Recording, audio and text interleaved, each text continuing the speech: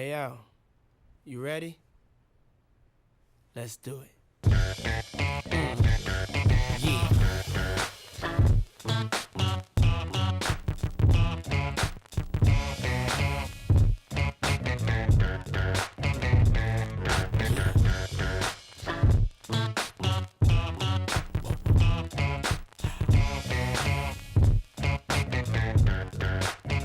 Come on. I'm the definition of half man, half. Welcome back, ladies and gentlemen, to the program. It's been a while. It's been a week and a half since our last episode, I believe. I would say so, yeah. So, had to go home for the Thanksgiving break. Yes. Happy Thanksgiving to all. Happy Thanksgiving to you guys. Hope you guys ate good food and hung out with the fam. Yep. Always a good time of year. About this time, you get to see the family again. Kind of, I think, the dumbest thing in school is the Thanksgiving break because you come back for a week and a half, basically, and then you go back home. So I think it should just be, you get from Thanksgiving to New Year's off. I agree. That should be my. 100%. I would start school earlier to get that break, personally. Yeah, now that I think about it, I don't know if I'd agree with you on that one. No? Because I do like the summer a lot more than I like the winter, so it's kind of like, But I don't know. Actually, I mean that's a good point though. I mean, it could definitely be debated, but Yeah, I think I mean, that it's just for another little time, I silly think- to have to come back here for finals and then you go back home. I mean, I definitely think we could get into that one of these episodes. Yeah, I agree, 100%. What's the best way to do school? How do we change the school system? We've got some great things coming at you today. We're going to be talking a little bit along those lines about the college football playoff, why we think it is broken, and how to fix it potentially. We're going to be running down, what's going on in Doane. We're going to run on some SEC championship and other conference championships predictions, and we're going to talk a little bit about recruiting. And so it should be a good episode, but it should be a lot of fun. I think we should address the elephant in the room. We have the giveaway winners from our giveaway that we did about 2 weeks ago for the Moxie headbands. We apologize for the delay, time going home and everything. A little busy there, a little chaotic. Yeah. But we apologize for that. But the two winners, we will reach out to you guys and make sure to give you those headbands. So congratulations to those two winners. And hopefully one of these days we can do another one. I would think in the near future could be something else. Who knows? Maybe it could be a lawn chair. Maybe it could be a microphone. True. It could just be you get to hang out with Garrett and me for a day. It's a personal dinner at Burger King or something, Really getting the Crete tradition. Or you get a Casey's coffee. Yeah, you get a Casey's slice of breakfast pizza signed by us. Delicious. But so just thank you guys for being attentive to the Instagram story and all you guys for liking. I think we had something crazy like 25 likes or something like that. Yeah. So even more maybe. But it was definitely cool. So hopefully you guys keep on checking out the Instagram. We're going to try to get some more like clips and stuff and try to post more on Instagram. We also have a TikTok now. So if you guys aren't following that, make sure you follow that.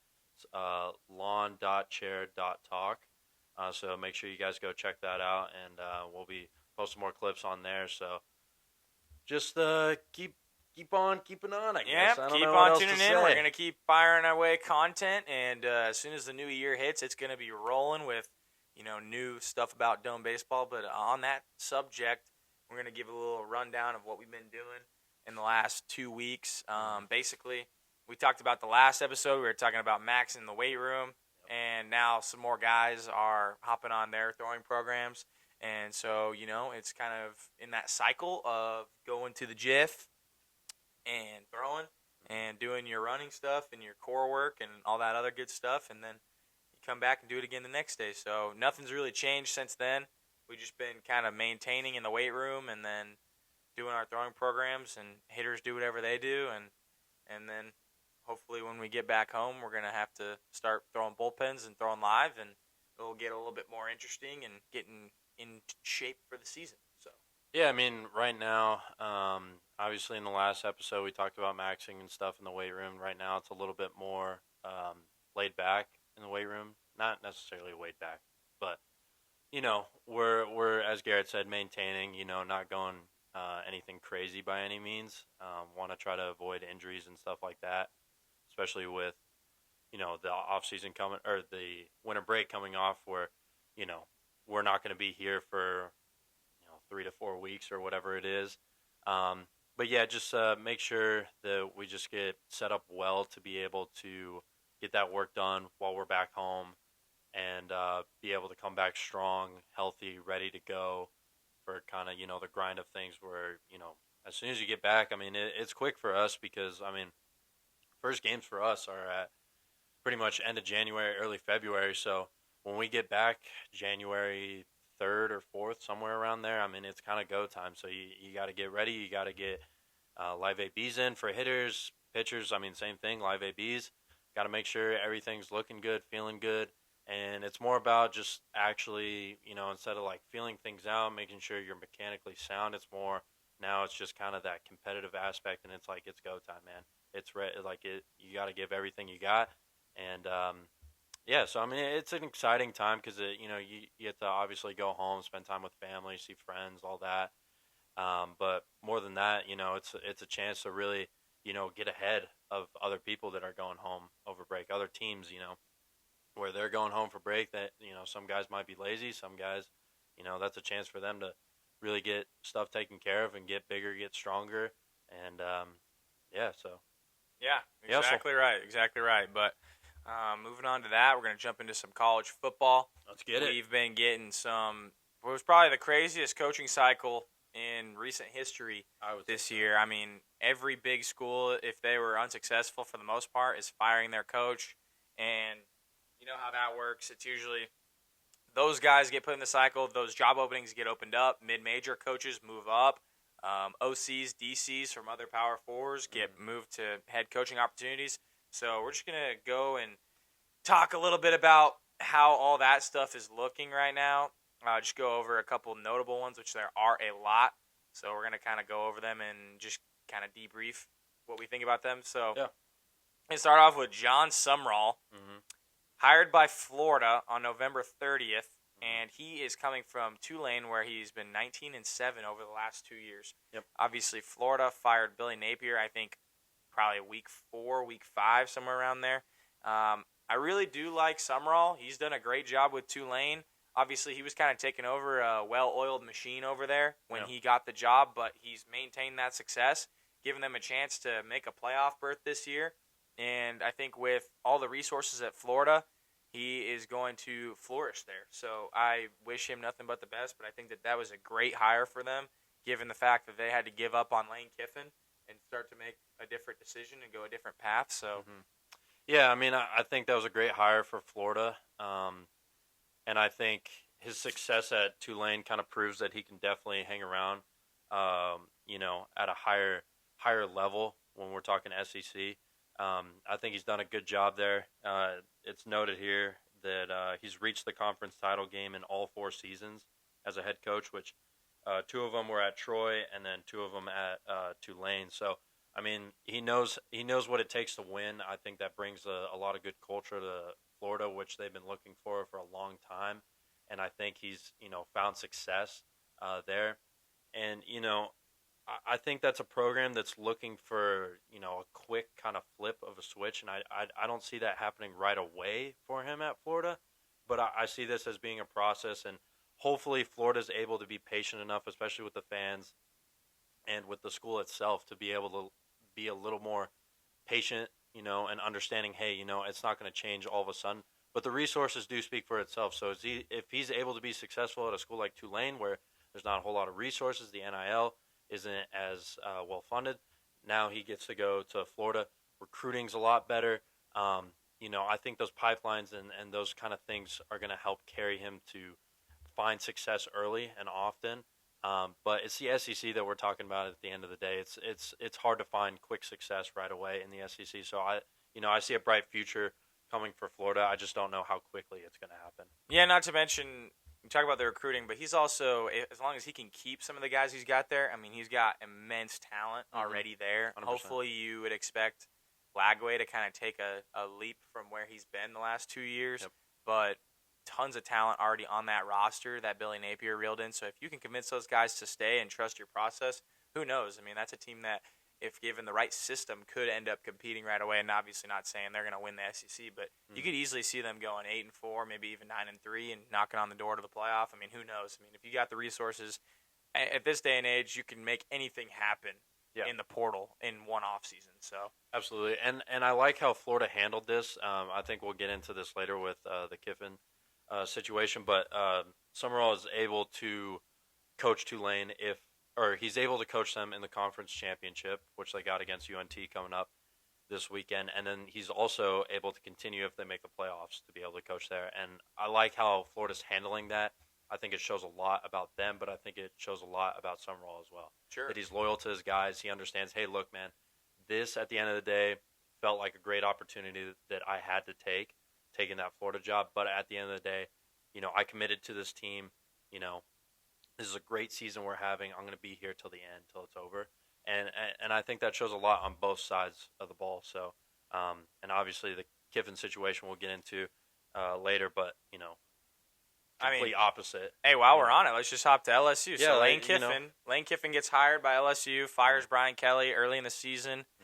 Brian Kelly, still a notable candidate that has not been offered a head coaching position as of right now. And you've got schools like Penn State with still no head coach. You've got Brian Kelly with ties to the Northeast, a guy that's proven his success up kind of to the northern region. And maybe the southern SEC culture wasn't really his thing. That could be an easy opportunity for him to kind of slide back in. I don't know if Penn State wants to take that adversity that he brings to that, given the fact that he had an abrupt exit at LSU.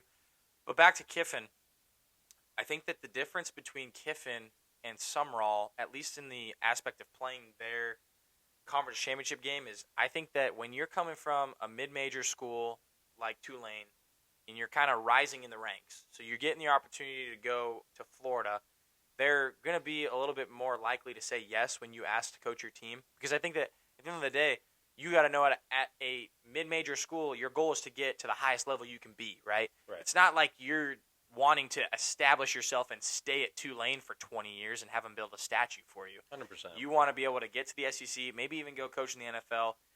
So that opportunity to him is something he could not pass up. So being able to coach his guys is awesome. As for Lane Kiffin, personally, I see where Kiffin wanted to go to LSU. I think that LSU is probably the best job in the country at any time. I think that the resources are obviously there. They've proven success with Ed Orgeron in 2019. They have NFL talent every year. Great spot to be recruiting. But for me, with all that Lane Kiffin has had happen to him in his past, and I'm not saying we need to bring up this dude's past and say that he's a bad guy, but he got fired on the tarmac at USC. He leaves Tennessee after bringing brief success there. He ends up getting fired as OC under Nick Saban right before the college football playoff. And now you have established yourself at an SEC school, brought yourself to a top 10 ranking in the country with a chance to go deep in the playoff, potentially, and then you leave to LSU. And I guess the only thing that I see in that I think is just a bad idea is if he stayed at Ole Miss, he could have been the first Lane Kiffin that they've ever had, right? Yeah. You're there and you find long-term success. You get statues built of you. You get names or roads named after you. You might even get a stadium named after you if you find enough success. And then to go to LSU, I just feel like there's such high expectations there, which high expectations are great, but even if you do great there, I mean, think about it. Ed Orgeron won a national title there. And when they think about the best coaches in LSU history, he's probably not even a top 2 head coach there. Yeah. I mean, you got to even think Nick Saban's still above Lane Kiffin, and he's established himself at Alabama. Yeah. When you think about Alabama, you think about Nick Saban. He did a lot at LSU. So now as Lane Kiffin goes into that opportunity, it's just going to be hard for him. I guess I just don't really see – I feel like there's more risk, less reward going to LSU than to stay at Ole Miss because it couldn't have been financial. I mean, Ole Miss matched the offer. Yeah. So I just think for that, he's just really going all in. I mean, he's got to just be like, I guess this is my last spot. I hope I find success, and I hope I can build a dynasty. Yeah, I mean, I think for him, I wish him all the best. Like, I think he's a great coach. Obviously, he's proven that with his success this year at Ole Miss, having, I believe, their best season of all time. Yeah. So, I mean, the success is there. I mean, he knows what he's doing. He can coach very well at a high level in the SEC. Yeah, I mean, I think we've talked about it before. Like, this move for him, there's a lot of risk, and for LSU, I feel like for LSU, this is a great move. But for Lane Kiffin, there's just a ton of risk that he's, kind of thrown himself into. And it's really, if he doesn't find success here, because there's already a lot of people that aren't happy about this move, right? Especially in Ole Miss. I mean, people were booing him on the private jet. On the private jet. I mean, all of that, which, I mean, as expected, Sure. But I think fans around the country are, kind of see that as just like, man, that, just kind of a snake move, honestly. More of like, the best way I can describe it is like a Kevin Durant move, going to Golden State. Yeah. You know what I mean? That's a good comparison. But, at the end of the day, like, you can't blame the guy. I mean, if he truly believes that's the best place that he's going to be able to win a national championship, I can't knock him for that. I think he could have been able to find that same path and that same success at Ole Miss, what he was already building. I think if you just stayed there and just continue to build, I think, we could be talking about Ole Miss, dominating the SEC for a long time. That could be the team. And LSU has just been in that stagnant position after firing Ed Ogeron. And they just really have just been very up and down and just haven't really been able to kind of stick as they were before. And I think for them, they're trying, they're obviously going to be able to find the money to be able to hire whoever they want. And for them, hiring Lane Kiffin is huge, huge success for them.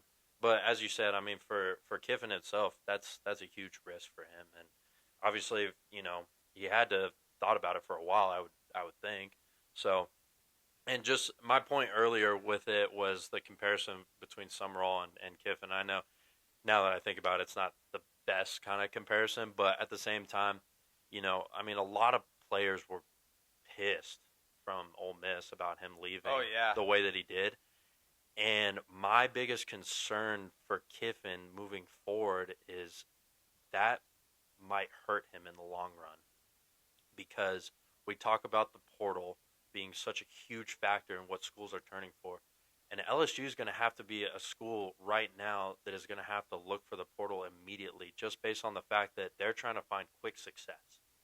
They're trying to just, hey, we're going to put a ton of money into it. Let's go all in, get anyone from the portal who's top. And Kiffin, regardless, is a great recruiter. But, I mean, for a guy in the portal, when he's thinking about that, he's going to be like, hey, man, like, what you did at Ole Miss, like, how can I trust that you're going to stay, kind of thing. Obviously, I think he's going to stay at LSU. But at the same time, any recruit could kind of look at that and kind of be like, it makes me feel a little uneasy about what you're going to do next. You know what I mean? So, I mean, we'll see how it goes. As I said before, I like the move for LSU. Kiffin, I feel like it's a risk. And I also think that there is a double-edged sword to this that not a lot of people are talking about. And as much as I want to go ahead and hate on Lane Kiffin for going there, I mean, why don't we go degrade these players that are leaving their programs to go to other programs, right? It's 100%. The same thing. Yeah, I mean, it's the same thing. If you're going from one program to another, you're usually even for money or because you want to win more. So when a coach wants to leave a program that he thinks that he can get more done at another school, I mean, I don't see a difference between that and a quarterback from, I mean, I'm just using a random example, but like a quarterback from Texas going to Florida or going to LSU, or a guy from Tulane going to the SEC. Yeah. Because he wants, he sees the dollar sign and he sees the big school and the big opportunity to go make a name for himself. So with all the guys that have left head coaches in the past, I don't feel bad for the players necessarily. Yeah. I do think that the way that he left maybe not exactly the best, given the interviews that they had with the players. They were pretty upset. Yeah. And at least on Twitter, they were going a little crazy too about that. But for sure. I also can feel for the coaches because they got to deal with trying to convince 60 guys to stay every year. Yeah, I mean, obviously at the end of the day, like, Kiffin's going to do what's best for him. And, his goal at the end of the day is to win a national championship, and he wants that more than anything. So, I feel for him. As I said before, I mean, those players, I mean, it sucks for them. But, I mean, it's a great point that you bring up. It is a double-edged sword, at the end of the day. It's the same comparison with players leaving. I think this coaching carousel, the one takeaway that we have to have from it is that this could continue for a long time. We're going to probably see some crazy moves, here on out where it's like, hey, you haven't found success in, 3-4 years or whatever it is, 5 years, you're gone kind of thing. And I think a lot of big schools are going to continue to do that because, we talk about, especially the SEC, I mean, a school like Missouri or South Carolina, that we could see that next year. Even think about Texas and OU. I mean, if they don't 100%. find success next year, those dudes have been there for a while. They could be gone. Yeah, and what's different is, compared to a non-Power 4 school like we talk about like Tulane or some of those schools, the difference is success for a school like Texas or OU or LSU. Success isn't having a winning season or making a big bowl. Success is winning a national championship. That's what these schools expect. So if you're not doing that, you're going to get fired. 100%.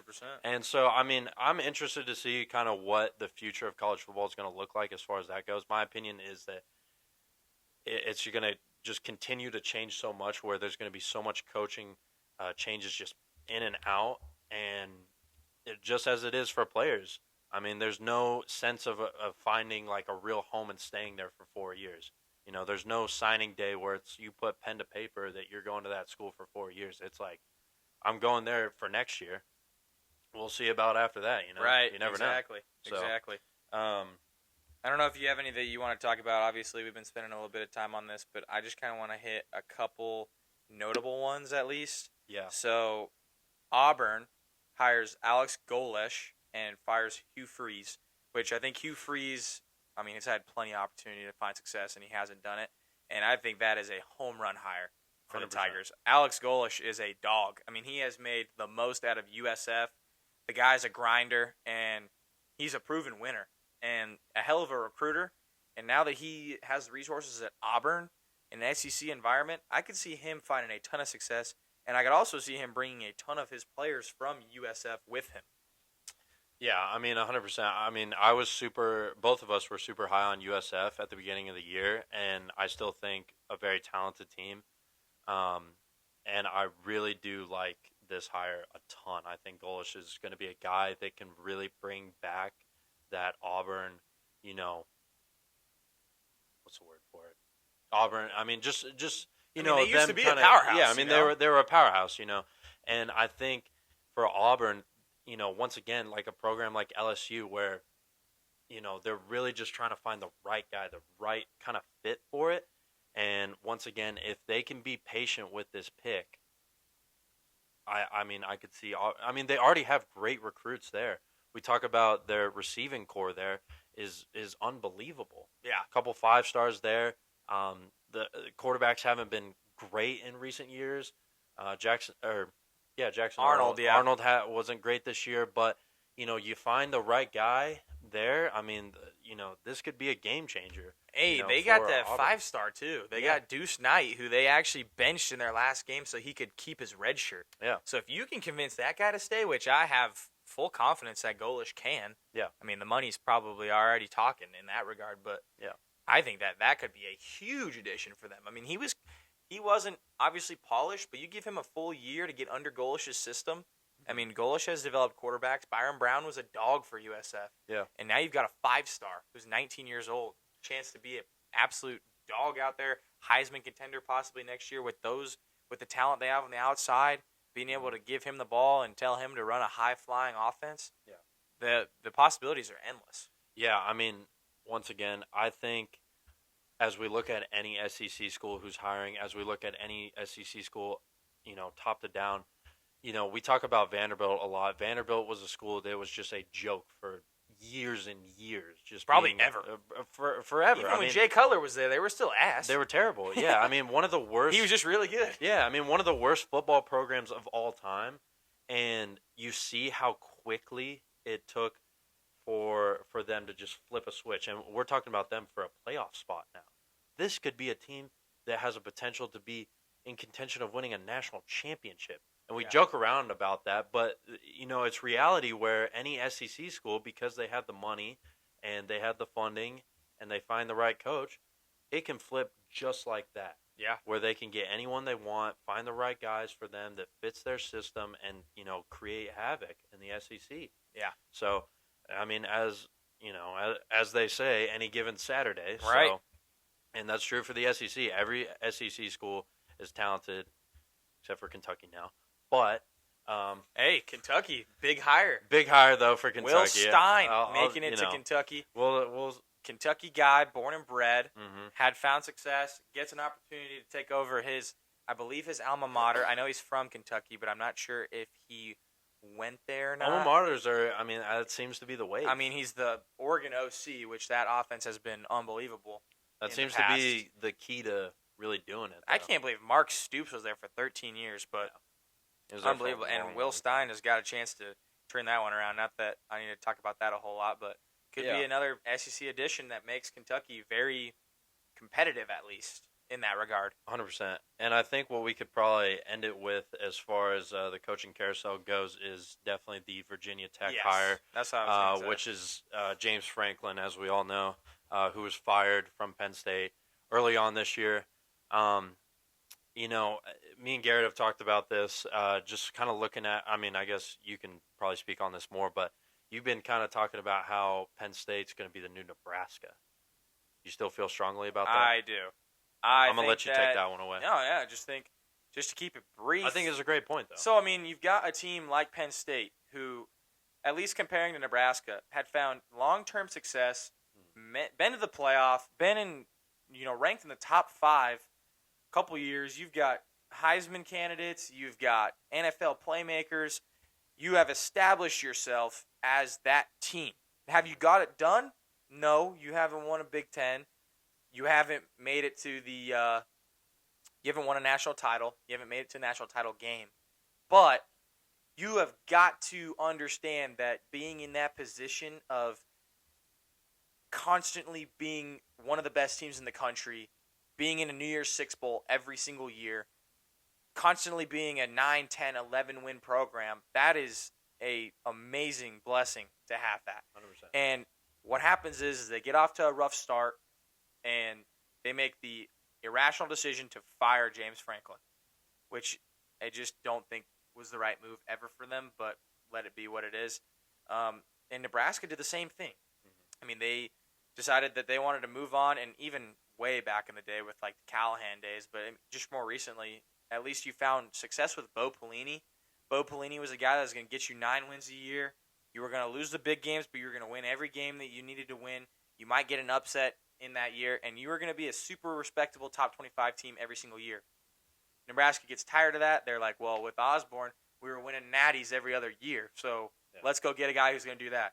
And then you have had 12 years of just the most horrendous football I've ever seen in my life. And now, when you were a blue blood program, which they probably still are, but I'm saying you were a blue blood program like that, and you get a little too high of expectations, and you think you're the big dog, and you go into that rut of failure, now you're not a hot job. Yeah.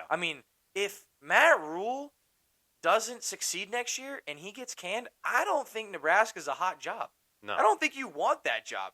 That's one of those jobs where, like, everybody before you has failed.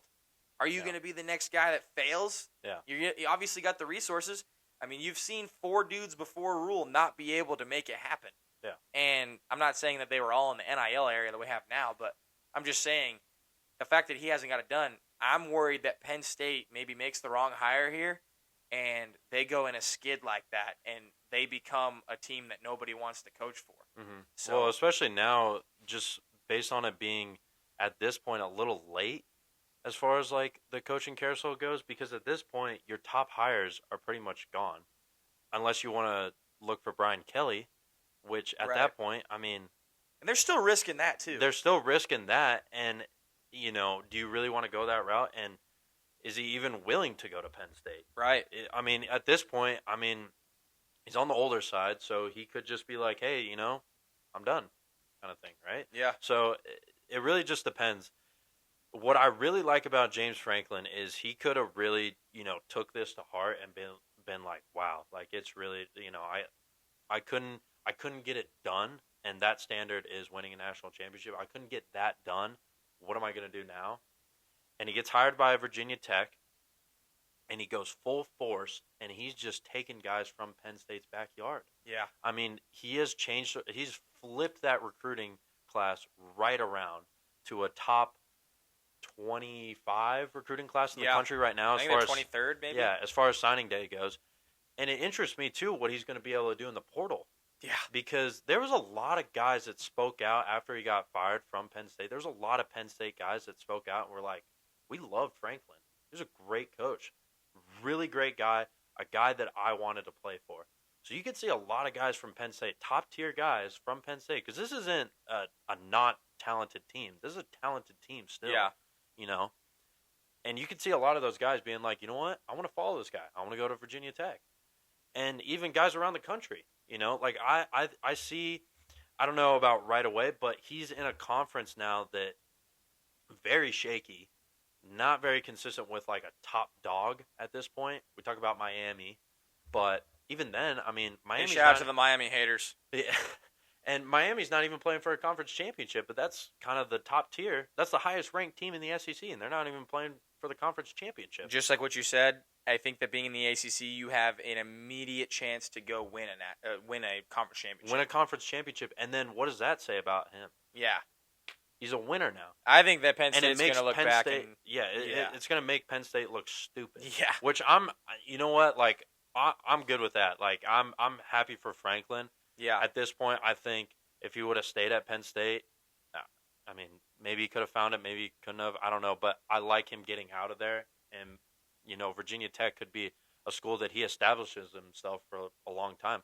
Or maybe we look at that and he finds success there and, boom, he's got that big SEC job. Yeah. Stuff like that could quickly change just like that. So, yeah. I think we'll kind of throw it into Yeah. we talk about recruiting. Yeah, we kind of talked about recruiting a lot. So let's kind of get into this weekend's picks. Yeah, let's do it. So we got conference championships obviously this weekend. I don't know. I mean, I don't want to talk about all of them. No, just talk about like the ones that are eligible for the playoff. Yeah, so we'll start off Friday. We got Troy versus JMU. 11-1 JMU, who's making a very strong case for making that playoff spot. I mean, they are favored minus 23.5 points. Jeez. I don't see a world where JMU doesn't win this game. I'm going with JMU. I think. Yeah. I don't see how you can pick Troy over. Good luck to them. Yeah. I mean, if they win that game, then that could change a lot of things potentially. But I'm going to go ahead and just not even explain myself. I'm just going to say JMU. I think they just run away with this one, and we'll see. We'll see what the committee says about their 12-1 record with a Sun Belt championship to their name. But they've had a great year, and we'll see if they get in. Yeah, seriously. And then we got North Texas versus Tulane for the American Championship. Two coaches that no longer coach for their school. Correct. Because you got the North Texas guy going to Oklahoma State. Correct. Both those guys will be coaching. They will be coaching. Will be coaching for the conference championship. Does it play a factor into this game that they're both leaving? I don't think so. I think it's even playing field I think it's even playing field. It would be different if like one coach was leaving and the other one was staying. Yeah. But in this game, UNT's favored minus 2.5. Personally, I like Tulane in this game. I think that they pull it out. Even though I really do like North Texas's offense. I mean, it's just a high-flying offense, but I think Tulane has a good enough defense to be able to at least contain that a little bit, and I think their offense just continues to roll a little bit, and I think Tulane scratches out a win in just an absolute shootout of a game. Yeah, I agree with you. I think that I love UNT. I love Drew Messmaker. He's a dog. Mm-hmm. But Shout I out think to that Vandergrift, by with the high-flying offense that they have, I think that they need to keep the ball moving and they need to be fast-paced. And I think that Summerall does a great job at slowing the game down, and I think that as long as their defense can be stout and slow the game down, I think they're going to be able to control the game, and I think they run away with it. I don't think it's going to be as high-scoring as people think because I think that they're going to get slowed down a little bit, but it's the American Conference Championship. Usually it's a shootout, but we'll see what happens. I got Tulane as well. Yep. And then Saturday, we got the Big 12 Championship, 11 a.m. our time. I don't know if it's different there, but whatever. BYU, 11th ranked BYU taking on 4th ranked Texas Tech. A rematch that they had earlier this year. Texas Tech took that one. I think it's simple here for me. I've been high on Texas Tech all year. I really haven't trusted BYU most this year, even though they've come out with an 11-1 record. I got Texas Tech on this one. I think they're able to pull it out. I don't think it'll be, by any means a blowout. It's a conference championship game at the end of the day. I think it'll be somewhat of a close game, but I think Texas Tech, definitely takes care of business, gets the job done, wins the Big 12 championship, and secures a spot in the college football playoffs. Yeah, I think this is an interesting game. Obviously, BYU with the opportunity to get their lick back, kind of, against Texas Tech. Bear Bachmeier didn't exactly play great the last time they were in Lubbock. With that being said, this game is in Dallas at AT&T Stadium. It is supposed to be the most attended game in that stadium's history. Wow. And I would presume that 90% of the stadium would be red. This is basically going to be a home game for Texas Tech, and I think the result's not going to get any better for BYU. I actually think this one could get a little ugly in my mind. I could see BYU getting completely shut down and Baron Morton having a field day. So I got Texas Tech by a bajillion. A bajillion. Yeah. Okay, I like that. Moving on, we got the SEC Championship, number 3, Georgia Bulldogs taking on number 9, Alabama. This is probably going to be my favorite game to watch, I think, personally, even though we got Ohio State, Indiana. But I love this game just because, once again, another rematch. Lot of history here as well. Alabama should be making the college football playoffs, I think. If they lose this game, it could really hurt them. I mean, a 3-loss team. I think this is an opportunity for Georgia to get their lick back. I like how Stockton's playing right now. I think this Georgia team, I've been high on them as far as the SEC goes. I think they're the best team in the SEC. I have them winning the national championship personally. I think this is the best team in the country. Give me the Georgia Bulldogs. Sure. I mean, along those same lines, I think that Alabama has just been shaky. I get the Iron Bowl. You go to Jordan-Hare and it's haunted or whatever. Yeah. They kept that game really close, but that's a team without a head coach, without even their starting quarterback, technically, if we're counting Deuce Knight as their starter. Mm-hmm. But they're starting Ashton Daniels at QB, and they hung around that game, and they let him hang around. And Alabama's been shaky kind of at the end of the year, and conversely, Georgia's playing their best football all year. Red-hot team. I think that Georgia takes care of business handily. I'm not going to say it's a blowout, but I think that they take care of Ty Simpson. He hasn't looked great recently. The defense has been super shaky. Obviously couldn't pull that game against OU. Yep. I mean, and that's a team without a good quarterback right now. I mean, you can say what you want about Mateer, but he's got a broken hand basically, and he was looking horrendous, and you couldn't take care of that game in your own backyard. Yeah. So I think Georgia runs away with it and will be the SEC champ. I like it. Then we got probably the second best game or first best game, whatever you want to look at it.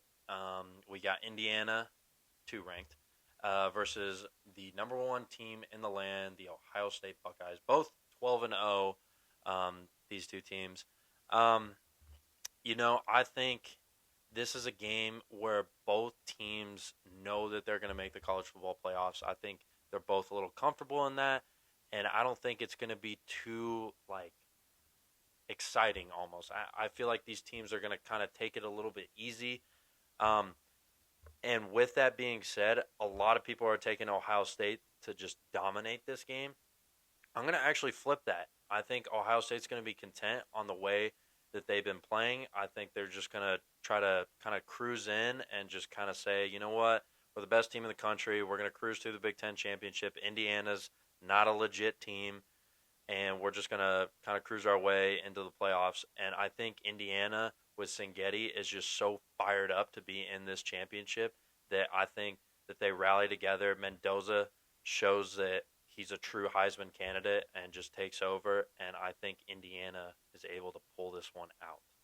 Yeah, along the same lines, I think that conversely to Nick thinking that the SEC is his favorite game to watch, I think that this is my favorite game to watch just because these are two teams that have just dominated the field and they finally get to play each other.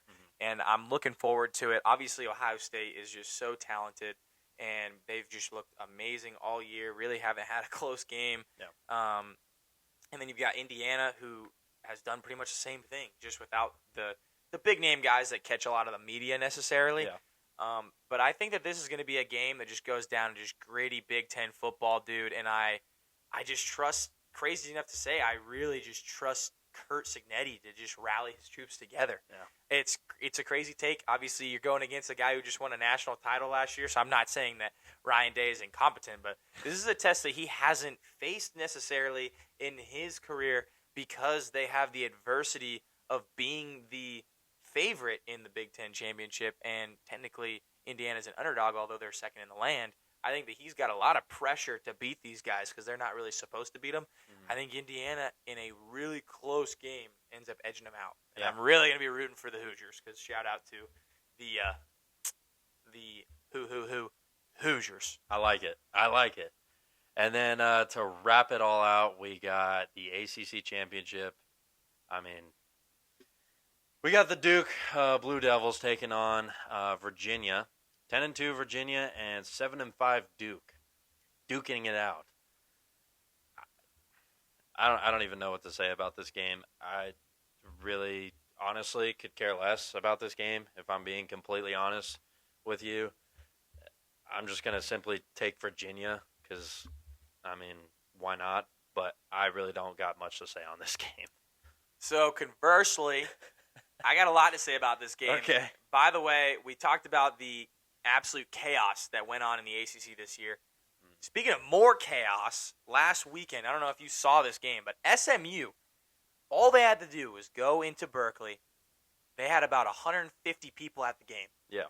Go into Berkeley and beat Jaron Kiowe Sagapula Tele. I botched that name, but hey, shout out to the hefty lefty out there at Cal slinging the rock. All they had to do was go in there and beat a 6-6 team, and they failed to do so. And it was a damn good game. They went down to the last play. They missed a field goal. Yeah. It was a great game. They missed a field goal, and that allowed Duke to reach the championship game. I personally am not impressed at all with Virginia. No, I'm at not all. either. Their best win is Florida State, which big deal. They sucked. I mean, they were terrible this year. So I think that they rely really heavily on quarterback running the ball. Chandler Morris has found a lot of success running the ball. I think that if Duke can contain him and make him beat them with his arm, I think that Duke actually ends up pulling this out. Yeah. Darian Mensah and the boys down there in Raleigh, I think they pull this damn thing out. I got the Duke Blue Devils being the ACC champ and causing there to be potentially no ACC teams in the playoff. I would agree with that 100%. Which, at this point, if that happens, what we could see is 2 non-Power 5 conference championships, probably being JMU and Tulane or UNT, depending on who wins in the American. But I would say JMU's definitely going to win the Sun Belt. Then, does Miami get in? Right. Let's just say that happens. All the Miami haters out there, watch them make the playoff. Let's just say... Watch them. Just watch. Let's just say, hypothetically speaking, Duke beats Virginia. ACC champion does not make the college football playoffs. Yep. JMU gets in. Shit, you could argue that Virginia shouldn't make the playoff even if they win. No. I mean, they're terrible. They suck. They're horrible. I mean, they're literally the best team in the ACC, and they're ranked 17th in the country. Yeah. They believe that there are 16 teams better than the number 1 team in the ACC. Yeah. So we got that. So let's just say Tulane, JMU get in as those conference champions, and Duke doesn't because, once again, as we said, Virginia sucks. Duke also sucks. Duke also sucks. But Miami could get in, and they wouldn't even be playing for the ACC championship. Yeah, They in the would worst be conference in there. the country. In the worst conference in the country. By that standard, they would be considered the worst, probably, team to be in it by those standards. That's insane. Well, we talk about this. We're going to be talking about this segment. We're going to go over what is wrong with the playoff. Yeah, and here's the problem with the playoff is that you make these teams, which, by the way, these games make those conferences millions of dollars. So you cannot do away with these conference games, potentially, because they just make too much money off them. But you're going to put a 2-loss Alabama team in a game that they have a horrible matchup against. They lose, and then they get punished for being the number 1 team in the SEC because they have to play an extra game for a meaningless SEC title. Yeah. I mean, you see in the NFL, they play division games. Mm-hmm. They play every team twice. They don't have a division championship game because they already know who the best team in the division is by what their record is. Mm-hmm. And so I think it's silly to bring these teams into a conference championship game while these other teams, i.e. Oregon, OU, they're sitting at home getting an extra bye week to prepare for the playoff while these teams are going out there. They might lose a guy to injury. They're going to get beat up, though, regardless. Yeah. And all it is if you make the championship game and you don't win, it hurts you. I just don't get that. I mean, it hurts you? It hurts you. I mean, think about it.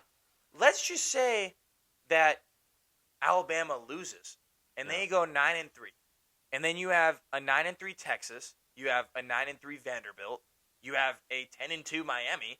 You have a 10-2 Notre Dame. I mean, those teams are technically Notre Dame isn't, but essentially they're all on the outside looking in. Yeah. And then you also have a Utah not Utah, BYU. If BYU loses this game, then their resume is their 2 losses are to the same team, arguably a top 3 team in the country. Yeah. So you're saying they're not eligible to go compete, being a top 12 team? I just think it's silly. I think that obviously the American, all those conference games are essentially pointless. I mean, if you don't go perfect, you don't have a chance, essentially. Obviously, if Tulane wins, they have a shot. JMU has a shot. I think that JMU, I mean, if we're just being honest here, they deserve to be in technically. They deserve it because they're 1 loss and they won their conference championship. But they would get fucking destroyed if they played a playoff game. I mean, they play the worst team. I mean, play them against a team that might miss it. Play them against Utah. Yeah. They're going to get smacked. They're going to get just destroyed. And that's no knock to JMU, technically. They're just, I mean, it's a team in the Sun Belt that doesn't have the talent to compete with teams at the higher level. And with 100%. NIL, it's just kind of become that way where it's just harder for the underdogs to compete with the big guys. Yeah. So I watched a video last night with John Gruden. I was about to bring this up. John Gruden was talking about the way to fix the playoff, and I absolutely love it. I think that, like I talked to you before, about these teams playing in a conference championship and allowing these other teams to essentially get a bye week. Here's my proposal. You have those teams play the conference championship. Fine. Whatever. Keep your little SEC championship, Big Ten championship, whatever. Keep them. But the teams that aren't in those games, make them play a team that is on the outside looking in. Yeah. Give Texas a chance to play Oregon and prove why they should make the playoff. Yeah. Give Vanderbilt a chance to play OU again. Or did they play already? I don't think they played, right? Who? Vanderbilt and OU? No. They didn't play. Hey, thanks, Plummer. Give them a chance to play OU, a chance to beat a team that they think they are better than. Yeah. Or give Miami. Give Miami a chance to play Notre Dame again. Yeah. Let's go see that rematch. And the winner goes to the playoff. I mean, I think that is a good way to give at least those guys who think they deserve to get in, and maybe they didn't schedule a hard enough schedule to have those wins that propel them into the playoff contention. But at least give them a chance, because all they're doing right. I mean, did you see Vanderbilt's trying to schedule a game? Yes, I was about to bring that up. They're literally trying to schedule a game, which I don't even know if it's legal. I'm pretty sure you can't just add a game to the schedule. You right can't just before be like, playoff. all right, scrimmage. Hey, Utah, let's play. Fuck it. But I'll just get your take on that. I mean, what do you think? I 100% agree. I think when we brought this up, my take was going to be about what Gruden was saying. So I'm glad you talked about that and brought that up. I also have to add on as well. So I agree 100%. I think that if we're going to make a conference championship happen, then just make it make every team play 13 games no matter what. Because it makes no sense when a team's sitting, and technically they're sitting at home for 2 weeks in a row because the following Army-Navy week is Army-Navy. Army-Navy, the best game of the year. Watch some freaking triple option, some hard-headed football. So we got that. So it's like you're sitting at home for 2 weeks, and all you're doing is prepping. Like a team like Texas A&M. Let's take them for example. Exactly. Texas A&M is a team that is guaranteed to make the college football playoffs. They're a one-loss team, and it was to Texas at the very end of the year. Whoop-de-doo. They lost, but they're still going to make the playoffs. And guess what they get to do for 2 weeks? Sit at home and prepare for whoever they play in the playoffs. They're going to be great in the playoffs. Yeah. They're going to be fantastic. Fresh, they're going to be whatever. fresh for week 1 of the playoffs, and they're probably going to win. I don't know who they're going to play, but I would bet money that they're going to win. Not that I gamble. But here's also what I'd like to add on as a proposal. And I've actually talked to my dad about this a lot. Shout out Shout out to Lane. So I've been saying that just as there's FBS and there's FCS, and there's a difference there, they're both Division I. However, FBS is higher, right? Division I, and then Division 1A, Division I AA, right? So at this point, if you're going to make it a 12-team playoffs where there's just too many teams that are on the cusp or on the outside looking in, why don't we just create either another level where it's just Power 4 schools playing only Power 4 schools, or let's do this. We just create the top, let's say 40 teams or whatever, in the country of that year. And we say, okay, you guys are playing, we'll split conferences. You guys play for a season, national champion, like that's the highest. If you have a losing season, whoever's at the bottom, at the FBS, they get to move up if they prove themselves, and it just flip-flops. It's almost like soccer. I love that. And like the Champions League or whatever. The Premier League or whatever? The Premier League I've or whatever heard of it's that. called, yeah. I think that makes way more sense at this point because at this point, as you said, shout out to JMU and UNT and Tulane, great schools, but you're telling me that they're going to go in to Notre Dame and beat them? Right. Or go to Kyle Field and play Texas A&M and beat them? No chance. I'm sorry to say, but there's just no shot that they beat those teams. Well, and that was different a couple years ago. It was definitely. But now there's just no chance. And for the future, it's not going to get any better. Non-Power 4 teams just aren't going to be able to compete against Power 4 teams. Sure, they could compete against Kentucky or compete against UCF or Purdue, but I mean, when we're talking playoffs, when we're talking competing for a national championship, there's no shot that they could win a national championship. There's just no chance. I agree. So my proposal is to make it a style like Champions League or Premier League, whatever it's called. I don't know what it's called. I don't know soccer that well, but I would like that, or we just take only Power 4 schools and just create a third level where it's just Power 4 schools where it's, FBS Premier. Sure. And then you got FBS regular where it's like the Sun Belt American Mountain West, Mountain Pac-12. West, Pac-12, and then you got below that FCS. I also think that a way to do it is just realigning the conferences, dude. Like 100%. There's Drew way was too talking many. about this yesterday. There's way too many teams in conferences. The Big Ten has 18 teams. Yeah. How do you decide who the best team in the Big Ten is if you've got 18 teams? They don't play each other. You don't play each other. So Indiana hasn't played Ohio State. They haven't played USC. I get there's a lot of teams in Division I. There's a lot of teams in the Power 4. But if you can break up these teams, put them in a division of 4 teams, make them play those 4 teams, and then those are your seeds that make the playoff. Yeah. It's just like the NFL. Yeah. And you get maybe 2 wild cards. Yeah. I think that makes it fair. You can't argue that you deserve to get in. You had your chance and you didn't get it. Yeah. And then you might get a lucky chance to make the wild card if you're right there on the cusp. But then we wouldn't be talking about, oh man, if Tulane wins their conference championship, they're probably not going to get in because they're going to let a team who we know is going to win against them if they play.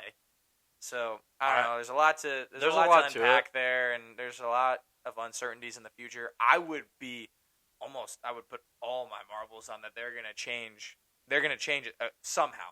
One way or another, they're going to make a change in the next couple years, maybe even next year. But I think that these like Vandy's and Texas of the world are just getting pissed off that they kind of get cheated out of a chance to play because JMU might be going to play I also want to say, I mean, if you don't want to, break up the conferences and stuff, why don't we just go away with those first 3 games of the season where these Power 4 teams play, Eastern Michigan or, these just dog shit teams and just play your conference. Just straight up 12 games, only your conference. Yeah. If you don't have enough teams in your conference, you got to play another, equivalent conference to you.